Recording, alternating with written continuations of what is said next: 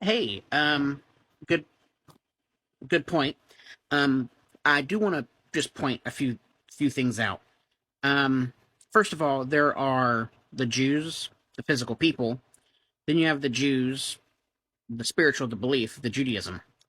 You could be a physical Jew but not practice Judaism. In fact, you could be a Jew and be an atheist. Um, but the Talmud, that didn't come from God. That's not part of the Torah or the Pentateuch, however you want to word it. What terminology you want to use for that.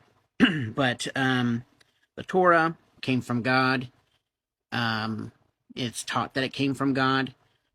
So the Pentateuch, the first five books of the Old Testament, you know, uh, that's from God.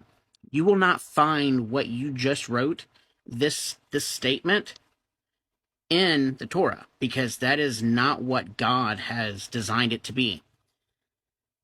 Because marriage is what God the Father has chosen, the physical act, the physical thing in this universe, to represent and symbolize the relationship of Christ and the church. So a 3-year old, an infant,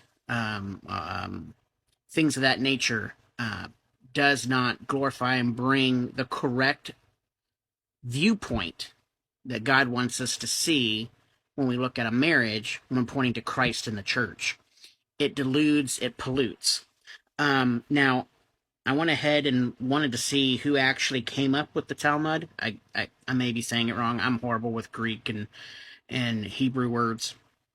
But it says here that, because I did a search on it, the Talmud is a commentary made by important rabbis.